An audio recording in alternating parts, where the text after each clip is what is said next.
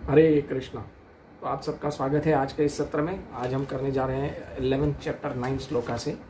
तो 11th chapter शुरू करने से पहले 9 श्लोका से मंगलाचरण करते हैं। ओम अज्ञानतिमिरन्धस्य ज्ञानञ्जनशलाकया चक्षुरुन्मीलितं येन तस्मै श्रीगुरुवे नमः। श्रीचैतन्यमनोभीष्टं स्थापितं येन भूतले स्वयं रूप कदा मह्यं ददाति स्वपदान्तिकं। वन्देऽहं श्रीगुरो श्रीयुतपदकमलं श्रीगुरुन् वैष्णवांश्च श्रीरूपं सागरजातं रघुनाथं परिजनसहितं रघुनाथं वितांतं सजीवन साद्वैतं सावधूतं परिजनसहितं श्रीकृष्णचैतन्यदेवं श्रीराधाकृष्णपादां ललिता विशाखान्वितांतं सजीवं। हे कृष्ण करुणा सिंधु दीनबंधु जगतपते गोपेश गोपिका कांता राधा कांता नमस्तुते तप्त कांचन गौरंगी राधे वृंदावनेश्वरी ऋषभानुसुते देवी प्रणमामि हरिप्रिय वाञ्छाकल्पतरुभ्यश्च कृपा सिंधुभ्येव च पतितानां पावनेभ्यो वैष्णवेभ्यो नमो नमः। अनंत कोटि वैष्णववृंद की जय। श्रील प्रभुपाद की जय। मुखम करोति वाञ्छालं पंगुं लंघयते गिरियत् कृपातमहं वन्दे परमानन्दमाधवं श्री गुरुदीनतारिणं श्री चैतन्य ईश्वरम। हरे कृष्णा। तो आज हम आपका स्वागत करते हैं 11वां अध्याय जिसका नाम है विराट रूप। हमने 1 से 8 श्लोक पिछले सत्र में किए थे, तो हम उसका पहले थोड़ा रिकैप कर लेते हैं। 1 से 8 श्लोक में हमने देखा कि अर्जुन पहले एक श्लोक में कहता है कि मेरा मोह दूर हो गया है, और फिर आगे भगवान से प्रार्थना करता है कि क्या आप मुझे समर्थ समझते हैं तो आप मुझे अपना विराट रूप दिखा सकते हैं।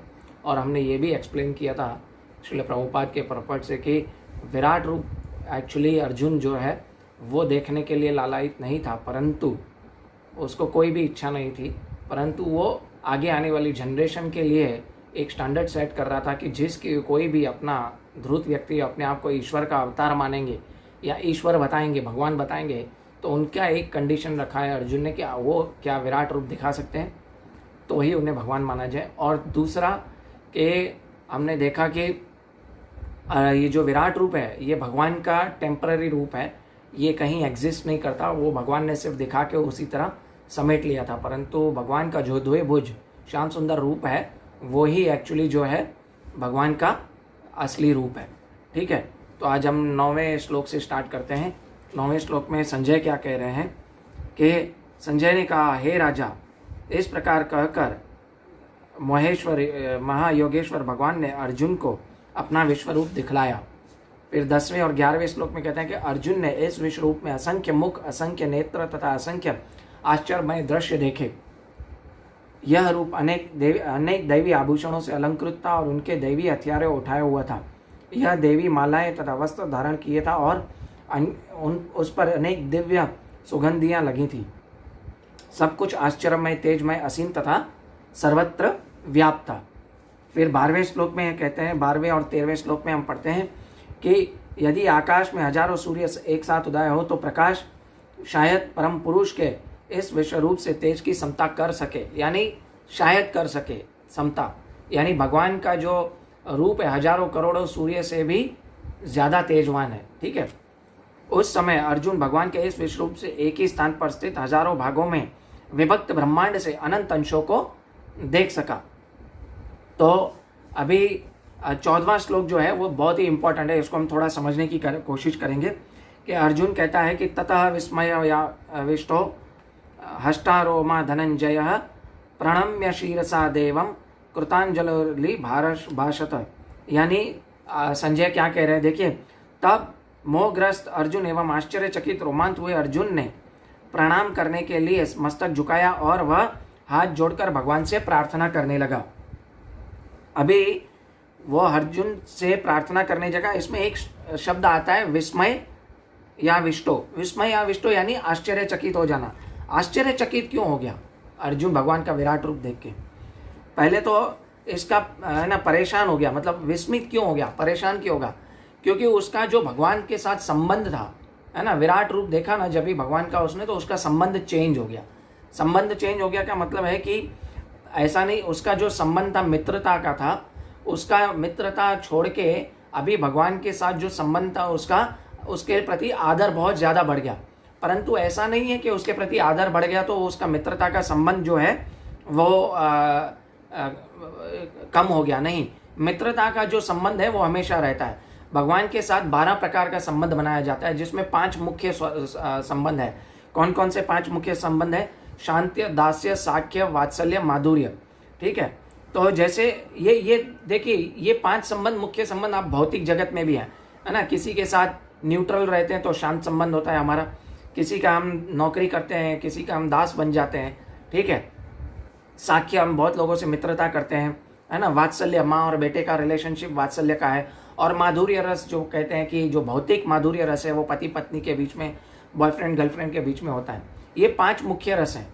लेकिन बाकी 7 जो है वो गौण संबंध है, वो भगवान कृष्ण के साथ है। और ये भौतिक जगत में भी होता है कि जैसे आपके मित्र ने आपको कुछ बोल दिया, आप उससे नाराज हो गए, तो ये जहाँ नाराजगी का गौण संबंध है।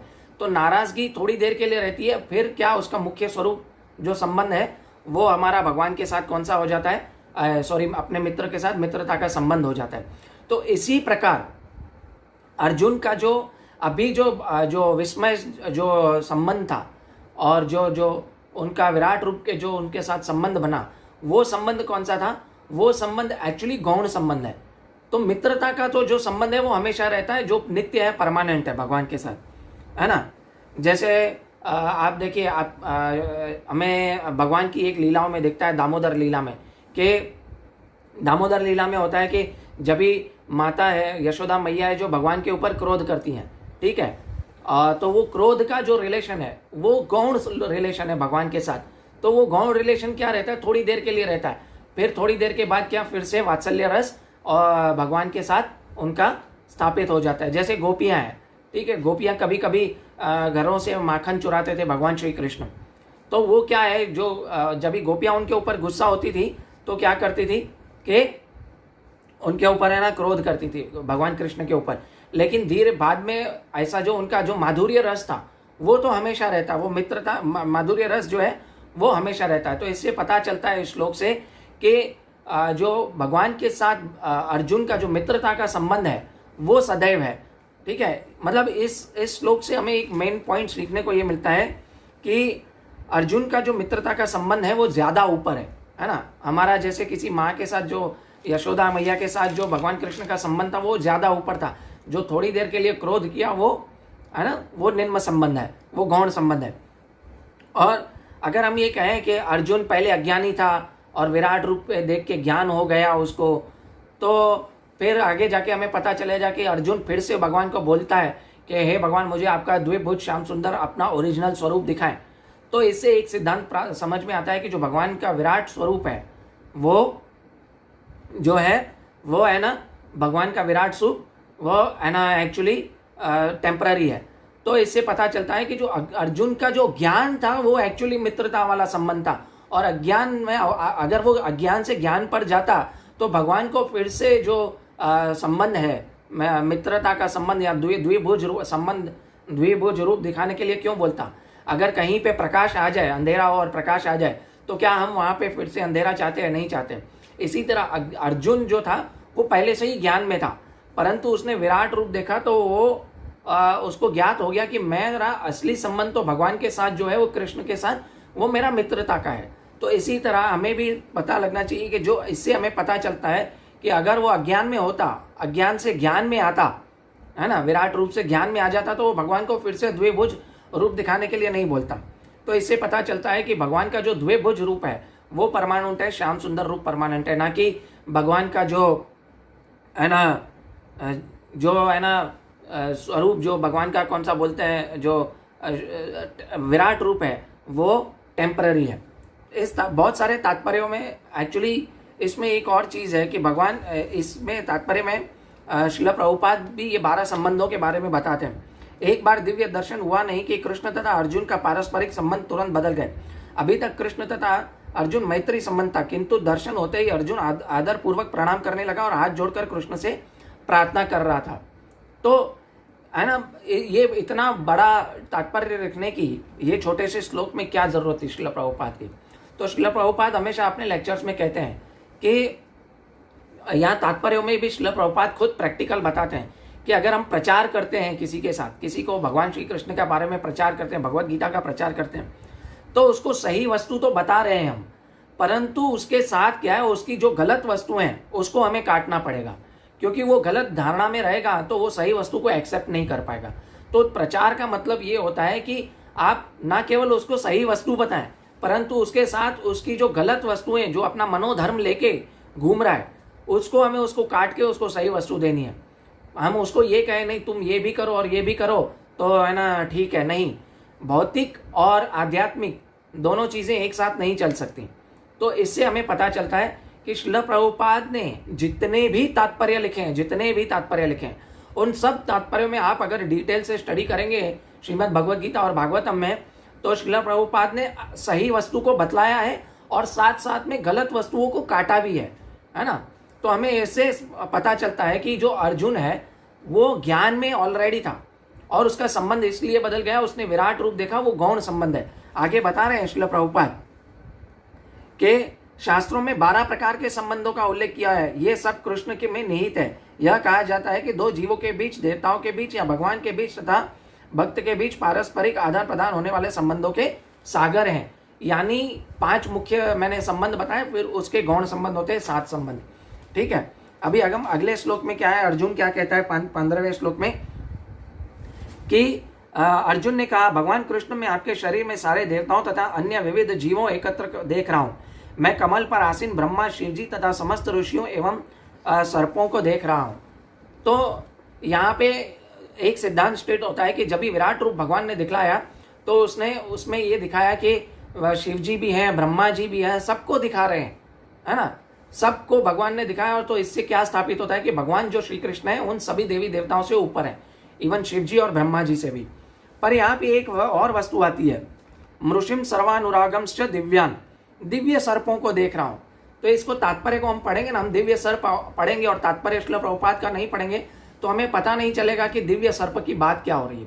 दिव्य सर्प की बात हो रही है कि यहाँ पे अर्जुन का कहना है कि जो शेषनाग यानी गर्भोदक्षाई विष्णु जो बैठे हैं, ठीक है, उनको भी वो देख रहा है वहां पे। यानी इससे क्या प्रूव होता है कि जो कृष्ण है वो अवतारी है और बाकी सब जो है वो अवतार हैं। यानी विष्णु भी है जो वो भगवान श्री कृष्ण से आते हैं। इससे ये श्लोक से भी प्रूव होता है कि जो विष्णु है वो भगवान श्री कृष्ण के अवतार हैं, भगवान श्री कृष्ण से ही आए हैं।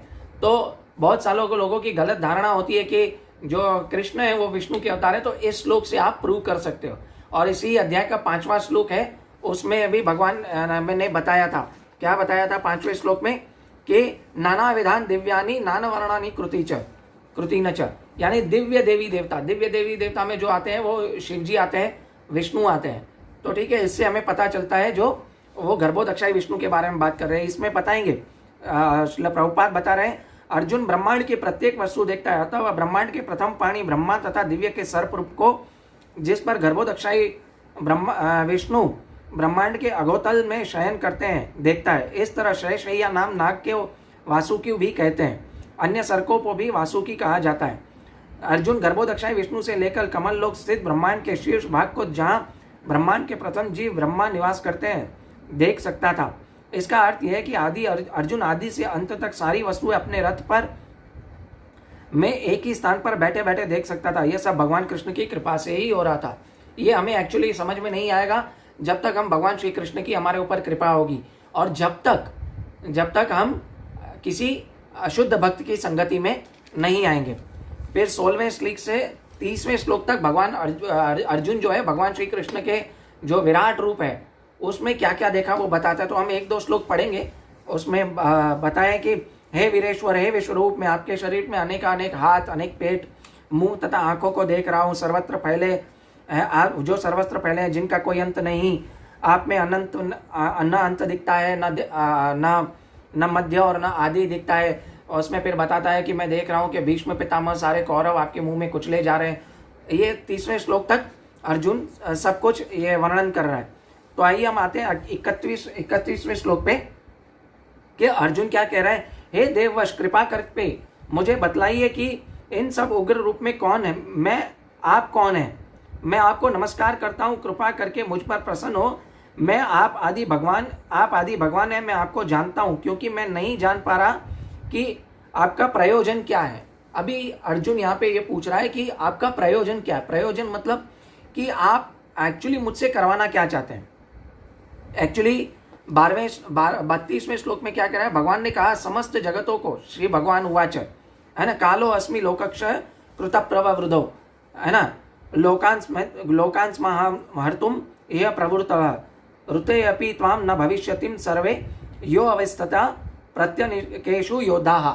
यानी यहाँ पे क्या करा है, भगवान ने कहा कि मैं समस्त जगत को विनष्ट करने वाला काल हूँ और मैं यहाँ समस्त लोगों का विनाश करने के लिए आया हूँ। तुम्हारे पांडवों के सिवा इन दोनों पक्षों में सारे योद्धा मारे जाएंगे। यानी भगवान अपना यहाँ पे प्रयोजन बता रहे हैं। अर्जुन ने क्या कहा, पहले पूछा कि आप क्यों आए हैं, प्रार्थना की, और अभी 32वें श्लोक में क्या बता रहे हैं कि प्रयोजन बता रहे हैं भगवान अपना। भगवान बता रहे हैं कि मैं समय के रूप में भी मैं ही हूँ, कालो अस्मि, है ना, काल भी मैं ही हूँ। और क्या बोलते हैं, भक्तों को भगवान प्रयोजन क्या बता रहे हैं, भक्तों को भगवान क्या देते हैं, सुंदर रूप का दर्शन देते हैं, और अभक्तों को भगवान क्या देते हैं, काल रूप का दर्शन देते हैं अपना। और काल का एक ही काम है, क्या काम है, क्षय करना। क्षय करना मतलब विनाश कर देना। और टाइम देखा जाए तो टाइम सब कुछ डिस्ट्रॉय करता है। तो भगवान यहाँ पे बता रहे हैं टाइम भी मैं हूँ, ठीक है। यद्यपि अर्जुन जानता था कि कृष्ण उसके मित्र तथा भगवान है, तो भी वह कृष्ण के विविध रूपों को देखकर चकित था, इसलिए इस विनाशकारी शक्ति के उद्देश्य बारे में पूछता है। ये एक्चुअली समझ में आना चाहिए। अर्जुन से हमें बहुत कुछ सीखने को मिलता है, ठीक है। अंततः सारे ब्राह्मण, क्षत्रिय, अन्य सभी परमेश्वर द्वारा कवलित होते हैं। परमेश्वर का यह रूप सबका भक्षण करने वाला है, और यहाँ पर कृष्ण अपने को सर्वभक्षी काल के रूप में प्रस्तुत करते हैं। केवल कुछ पांडवों के अतिरिक्त युद्ध भक्ति में आए सभी लोग द्वारा भक्षित होंगे। यहाँ पर भगवान अपना प्रयोजन बता रहे हैं, ठीक है। और यहाँ पे भगवान क्या बता रहे हैं कि अगर हम जान भी लें, है ना, कि कृष्ण कौन है ना, लाइक हम जानते हैं कि भगवान यहाँ पर भगवान श्री कृष्ण है, लेकिन उनको अर्जुन ये बता रहा है कि उनको जानकर भी आप नहीं जान पाते। क्यों? क्योंकि उनका प्रयोजन हमें पता नहीं होगा। इसीलिए अर्जुन विस्मित हो गया, क्योंकि उसका प्रयोजन जानने में वो समक्ष नहीं रहा। तो इसलिए वो पूछ रहा है कि आप सबको क्यों मारना चाहते हो, है ना, आपका प्रयोजन मारना है, सबको क्यों मारना चाह रहे हो। तो यहाँ पे इसलिए भगवान बता रहे हैं कि जो अभक्त हैं, जो असुर हैं, मैं उनको मारूंगा, ये मेरा प्रयोजन है। और जो सुर हैं, जो भगवान मेरे भक्त हैं, जो शुद्ध भक्त है, वैष्णव है, वो ही सिर्फ बचे रहेंगे। जैसे पांडव भगवान श्री कृष्ण के शुद्ध भक्त थे। अभी भगवान 33वें श्लोक में क्या कह रहे हैं, तस्मात् त्वमुज उत्तिष्ठ यशो लभस्व जित्वा शत्रुन भुंगस्व राज्यम समृद्धतम, है ना, मय्ये वेत निहत्ता पूर्वमेव निमित्त मात्रम भव सव्यसाचिन। भगवान यहाँ पे अर्जुन को निमित्त मात्र भव्य सव्यसाचिन बोल रहे हैं, लेकिन उससे पहले बहुत सारा बोल रहे हैं। क्या बोल रहे हैं कि तस्मात् अतएव त्वम उठो और यश को प्राप्त करो, और सबको जीतकर अपना यश प्राप्त करो। यानी अर्जुन, पहले हम इसका ये पढ़ लेंगे अनुवाद, फिर इस श्लोक को पढ़ेंगे, क्योंकि ये श्लोक बहुत ही ज़्यादा इंपॉर्टेंट है हमारी लाइफ में, हमारे जो मेन लाइफ में, हमारे जीवन काल के लिए बहुत ही ज़्यादा इंपॉर्टेंट श्लोक है। इस श्लोक में क्या बोल रहे हैं भगवान, अतः उठो, लड़ने के तैयार हो जाओ और यश अर्जित करो, अपने शत्रुओं को जीतकर संपन्न राज्य को भोग करो। यह सब मेरे द्वारा पहले ही मारे जा चुके हैं। हे सव्यसाची, तुम तो युद्ध में केवल निमित्त मात्र हो सकते हो।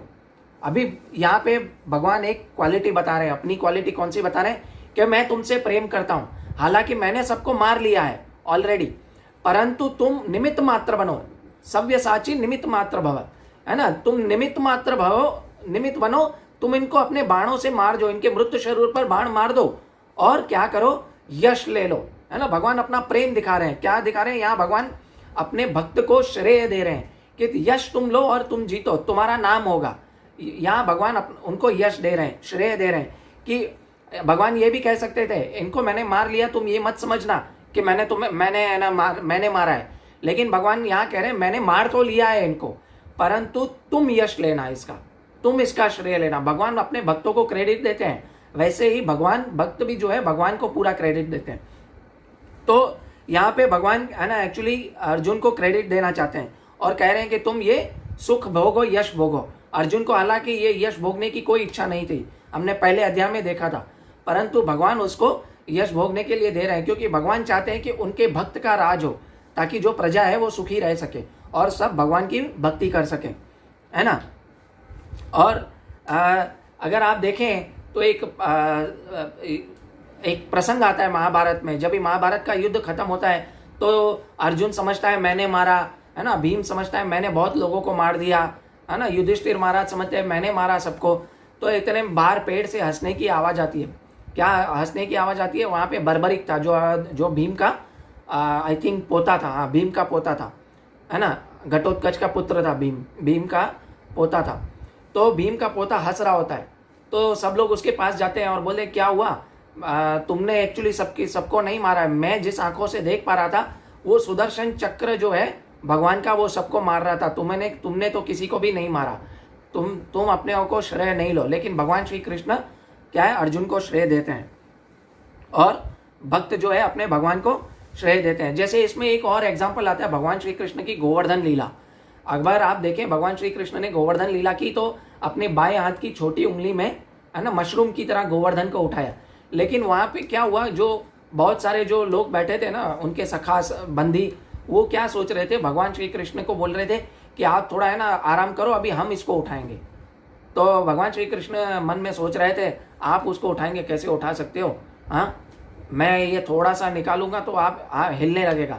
तो भगवान श्री कृष्ण ने ऐसे ही किया, थोड़ा ऐसे, है ना, लीला की, वहाँ पे ऐसे हिलाने की लीला की उसको, तो सब डर गए।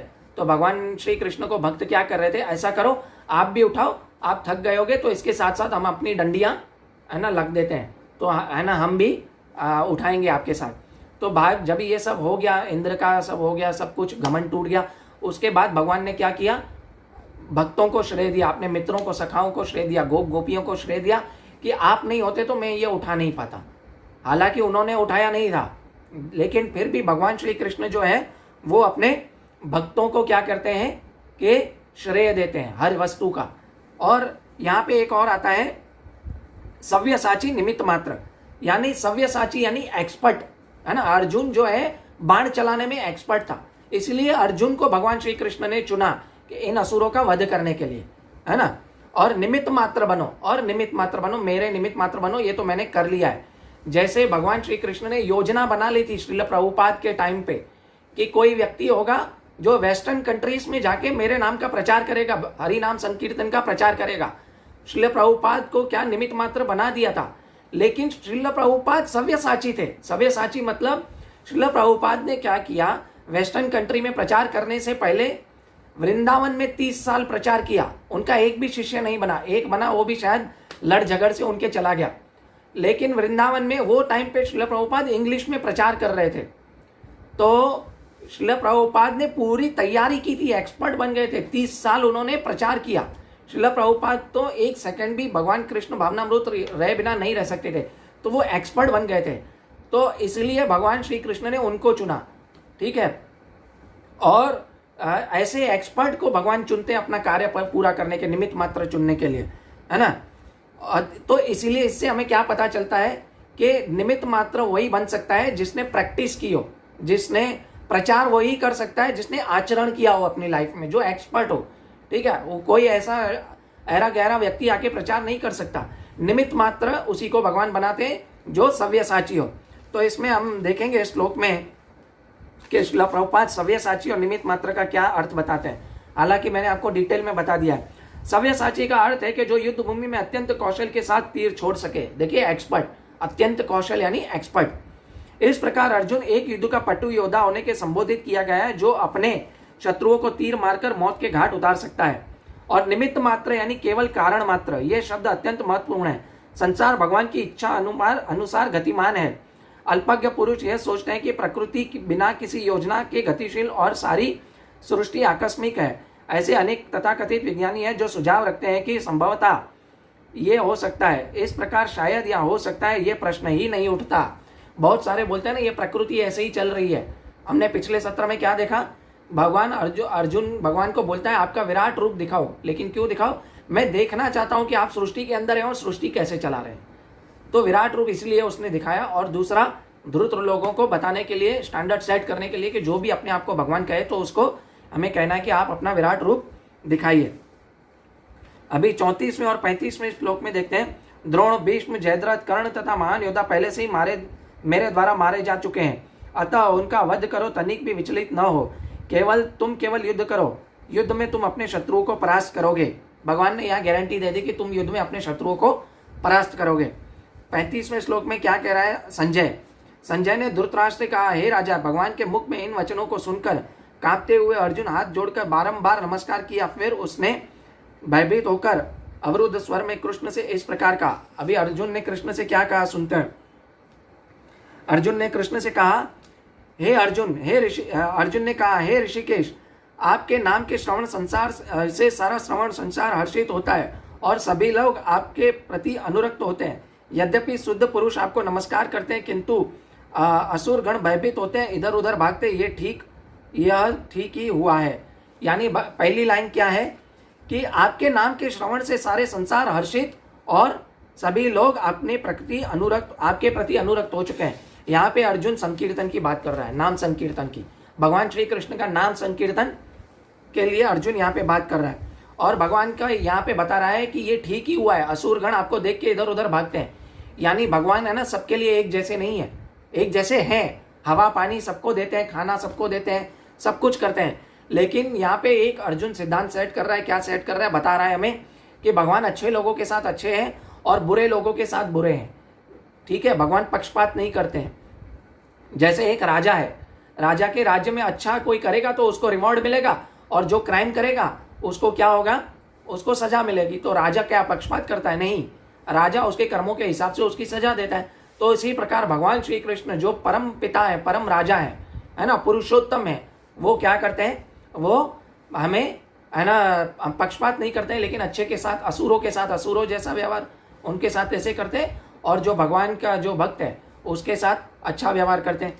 ठीक है, ये यहाँ से श्लोक पता चलता है कि भगवान पक्षपात नहीं करते हैं। और जो मर रहे हैं उनको भी भगवान अपने क्या कर रहे हैं? कर्मों का सजा ही तो दे रहे हैं और क्या कर रहे हैं। ठीक है, जैसे दुर्योधन ने और दुशासन ने भरी सभा में द्रौपदी का अपमान किया, कर्ण ने किया, तो उसी प्रकार भगवान श्री कृष्ण क्या कर रहे हैं? उनके कर्मों की सजा उनको दे रहे हैं। ठीक है, अभी हम पढ़ेंगे 37वां श्लोक। 37वें श्लोक में है कि हे महात्मा, आप ब्रह्मा से भी बढ़कर हैं, आप आदि सृष्टा हैं, तो फिर आपको सादर नमस्कार क्यों न करें? हे अनंत, हे देवेश, हे जगन निवास, आप परम स्रोत अक्षर कारणों के कारण इस भौतिक जगत से परे हैं। यानी अर्जुन यहाँ पर बता रहा है कि भगवान ही जो है, भगवान श्री कृष्ण ही जो है वो पूजनीय है और कोई पूजनीय नहीं है। वो सबसे ऊपर है ना।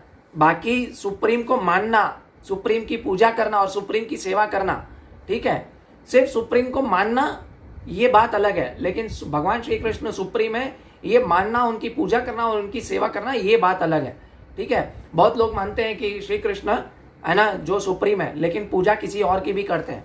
परंतु यहाँ पे ये श्लोक में सिद्धांत ये बैठता है कि भगवान श्री कृष्ण ही पूजनीय है और कोई पूजनीय नहीं है। हाँ, हमें देवी देवताओं की डिसरिस्पेक्ट नहीं करनी है, उनकी रिस्पेक्ट करनी है और पूजा प्रेम सिर्फ केवल कृष्ण के लिए होता है। ठीक है, और किसी के लिए नहीं होता। तो देवी देवताओं की पूजा नहीं करनी चाहिए। इस श्लोक से ये सिद्धांत स्थापित होता है। इस श्लोक का पहला लाइन में अर्जुन श्रील प्रभुपाद भी यही लिखते हैं। अर्जुन इस प्रकार नमस्कार करके यह सूचित कर रहा है कि कृष्ण सबों के पूजनीय है। वे सर्वव्यापी प्रत्येक वस्तु और प्रत्येक जीव की आत्मा है।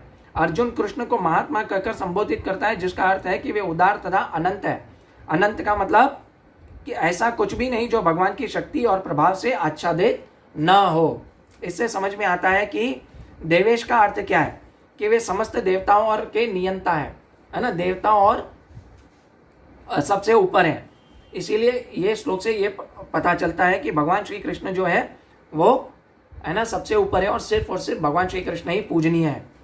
अभी 42वें श्लोक तक अर्जुन क्या कहता है? आप यदि देव सनातन पुरुष इस दृश्य जगत के परम आश्रय हैं, आप सब कुछ जानने वाले हैं और आप ही सब कुछ हैं, ये जानने योग्य है। आप भौतिक गुणों से के परे आप परम आश्रय है। हे अनंत रूप, यह संपूर्ण जगत दृश्य जगत आपसे व्याप्त है।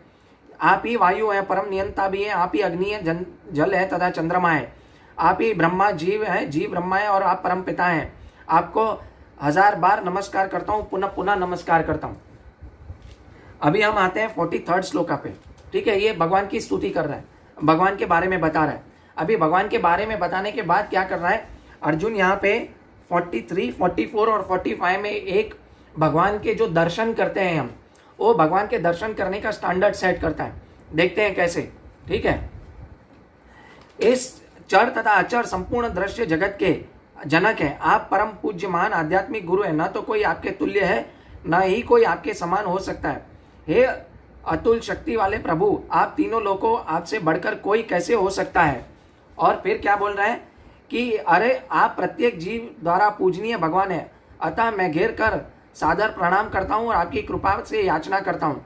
जिस प्रकार पिता अपने पुत्र की बढ़ाई कर सहन करता है, या मित्र अपने मित्र की धृष्टता सहन कर लेता है, या प्रिय अपनी प्रिया का अपराध सहन कर लेता है, उसी प्रकार आप कृपा करके मेरी त्रुटियों को सहन कर लें। और 45वें श्लोक में कह रहा है कि पहले न कभी देखे गए इस विराट रूप दर्शन करके मैं पुलकित हो रहा हूँ, किंतु साथ ही मेरा मन भयभीत हो रहा है। अतः आप मुझ पर कृपा करें और हे देवेश, हे जगन निवास, आप पुरुषोत्तम भगवत स्वरूप को पुनः दिखाएं। अभी यहाँ पे अर्जुन भगवान को क्या कर रहा है? ग्लोरीफाई कर रहा है, ग्लोरीफाई करता है। पहले हम भगवान के जब भी दर्शन करते हैं ना, तो भगवान को ग्लोरीफाई करना चाहिए। दर्शन करने के बाद क्या करना चाहिए? ग्लोरीफाई यानी भगवान की स्तुति करनी चाहिए। और उसके बाद 45वें श्लोक में क्या कर रहा है? भगवान से प्रार्थना करता है कि मैं भयभीत हो रहा हूँ, अभी आप पुनः अपने रूप में आ जाइए। तो ये दर्शन करने की जो है प्रथा सेट कर रहा है अर्जुन। पहले भगवान का दर्शन करना है चरण से लेके मुखमंडल तक, फिर उसके बाद भगवान को स्तुति करनी है, भगवान को ग्लोरीफाई करना है, ठीक है। और उसके बाद प्रार्थना करनी है, जो कुछ मांगना है। मांगना नहीं चाहिए, मतलब भगवान से क्या मांगते हैं हम? भगवान से हम भक्ति मांगते हैं, आपकी भक्ति दे। तो ये भगवान को क्या कर रहा है कि प्रार्थना कर रहा है, और ये एक्चुअली स्टैंडर्ड सेट कर रहा है कि आप मुझे है ना प्रार्थना करके बता रहे हैं कि आप अपने रूप में वापस आ जाइए।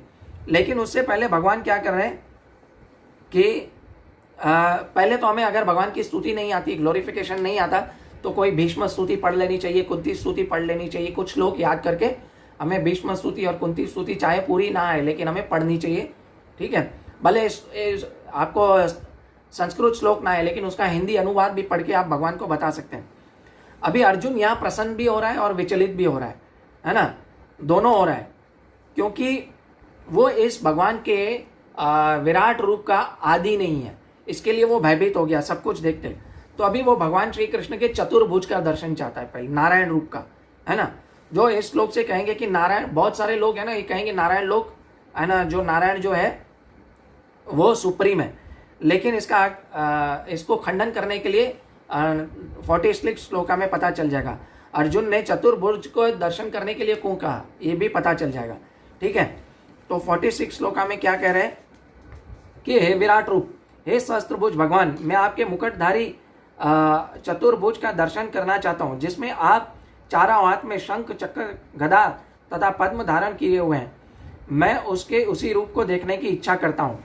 अभी इससे पता चलता है कि जो श्री कृष्ण के पास है वो चतुर्भुज भी नारायण रूप है, तो उससे भगवान अपने मेन रूप में आएंगे। अगले श्लोक में पता चलेगा कि भगवान मेन रूप द्विभुज में आ जाएंगे। तो जो द्विभुज रूप है वो बड़ा है नारायण रूप से, ठीक है। तो ब्रह्म संहिता के 5वें पॉइंट 37 में क्या कहा है, 39 में कहा है कि रामादुति तुर्षु कला नियमेन तिष्ठन। भगवान के सैकड़ों हजारों रूपों में नित्य विद्यमान रहते हैं, जिनमें राम, नरसिंह, नारायण उनके मुख्य रूप हैं। रूप तो असंख्य है, किंतु अर्जुन को ज्ञात था कि कृष्ण ही आदि भगवान है, जिन्होंने क्षणिक विश्व रूप धारण किया है। अब वह प्रार्थना कर रहा है कि भगवान अपने नारायण रूप में नारायण नित्य रूप का दर्शन दे। इस श्लोक से श्रीमद् भागवत में कथन निसंदेह पुष्टि होती है कि कृष्ण आदि भगवान है और अन्य सारे रूप उन्हीं से प्रकट होते हैं। देखिए, कृष्ण आदि भगवान है, लेकिन अन्य सारे रूप क्या है, भगवान श्री कृष्ण से प्रकट होते हैं। लेकिन यहाँ पे श्रील प्रभुपाद एक और लिखते हैं कि नारायण नित्य रूप दर्शन, मतलब नारायण का भी रूप जो है वो नित्य है। क्यों? क्योंकि उनका लोक भी है ना, वैकुंठ लोक है ना। भगवान श्री कृष्ण का लोक है गोलोक लोक, और नारायण का लोक है कौन सा है, वैकुंठ लोक, और भगवान राम का लोक है साकेत धाम। तो नारायण भी नित्य है, विराट रूप जो है वो नित्य नहीं है। इससे पता चल जाता है, क्योंकि विराट रूप का जो है कोई है ना लोक नहीं है। और अभी भगवान क्या कह रहे हैं, भगवान ने कहा, हे अर्जुन, मैं प्रसन्न होकर अपनी अंतरंगा शक्ति के बल पर तुम्हें इस संसार में परम विश्व रूप का दर्शन कराया है। इसके पूर्व अन्य किसी ने इस अतीम तथा तेजोमय रूप का आदि दर्शन नहीं किया है। फिर अभी हम आते हैं 49 श्लोका में, ठीक है। 49 श्लोका में क्या कह रहे हैं भगवान श्री कृष्ण, तुम मेरे इस भयानक रूप को देखकर अत्यंत विचलित एवं मोहित हो गए हो। अब इसे समाप्त करता हूँ। हे मेरे भक्त, तुम चिंताओं से पुनः पुनः मुक्त हो जाओ, पुनः मुक्त हो जाओ। तुम शांत चित्त से अब अपना इच्छित रूप देख सकते हो। अपना इच्छित रूप कौन सा था? अर्जुन का पहले से द्विभुज रूप, भगवान श्री कृष्ण का श्याम सुंदर रूप इच्छित रूप था, है ना। अभी इससे पता चलता है जो नारायण रूप से जो सुंदर है, क्योंकि शांत किस रूप में है वो अर्जुन, वो भगवान श्री कृष्ण के रूप में है, श्याम सुंदर रूप में जो है वो ज्यादा जो है वो प्रसन्न रहता है अर्जुन। तो नारायण रूप से ज्यादा सुंदर कौन सा रूप है? भगवान श्री कृष्ण का रूप है। जैसे कि है ना, कृष्ण सुप्रीम किस लिए? इसलिए है क्योंकि वो नारायण से ज्यादा सुंदर है। आप देखें जैसे है ना, लक्ष्मी जी भी नारायण को छोड़कर भगवान श्री कृष्ण के पास जाना चाहती थी। एक लीला है, ठीक है, जिसमें वो है ना कहना चाहती थी कि मैं है ना आपके रासलीला में भाग लूंगी। तो भगवान श्री कृष्ण ने क्या कहा कि आप नहीं आ सकती, क्योंकि आप ऐश्वर्य का प्रतीक हैं। तो आप अगर गोपी बनेंगी तो आप मेरी रासलीला में है ना क्या करेंगी? प्रवेश कर सकती हैं। तो जिससे नारायण को छोड़ के अगर लक्ष्मी कृष्ण के पास जाना चाहती है, तो इससे समझना चाहिए कि नारायण से बड़े सुप्रीम कौन है? भगवान श्री कृष्ण है। अभी संजय क्या कह रहे हैं 50वें श्लोक में कि संजय ने धृतराष्ट्र का अर्जुन ने इस प्रकार कहने के बाद भगवान कृष्ण ने अपना असली चतुर्भुज रूप प्रकट किया और अंत में 2 भुजा वाला अपना रूप प्रदर्शित करके भयभीत अर्जुन को ढांढस बंधाया। ढांढस मतलब धैर्य बंधाया। जब कृष्ण वसुदेव तथा देवकी के पुत्र के रूप में प्रकट हुए तो पहले वे चतुर्भुज नारायण रूप में ही प्रकट हुए, किंतु जब उनके माता पिता प्रार्थना की तो उन्होंने सामान्य बालक का रूप धारण किया। उसी प्रकार कृष्ण को ज्ञात था कि अर्जुन चतुर्भुज देखने का कोई इच्छुक नहीं है। उन्होंने तो उनको तो इस रूप देखने का कोई प्रार्थना की थी, और कृष्ण ने पहले अपना चतुर्भुज दिखलाया और फिर 2 भुजाओं वाला रूप प्रकट किया, अपने 2 भुजाओं वाला असली रूप प्रकट किया। अभी अर्जुन क्या कहता है?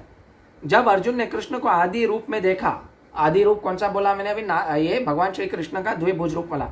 हे जनार्दन, आपको इस अति सुंदर मानवीय रूप को देखकर मैं स्थिर चित हूं और मैंने अपनी प्राकृतिक अवस्था को प्राप्त कर लिया। यानी वो जो डर रहा था, भयभीत हो रहा था, वो नहीं होकर अभी वो शांत अवस्था में आ गया है।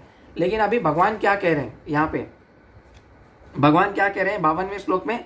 श्री भगवान ने कहा कि अर्जुन, तुम मेरे इस रूप को जो इस समय देख रहे हो, कौन सा? द्विभुज वाला रूप जो इस समय देख रहे हो, उसे देख पाना अत्यंत दुष्कर है।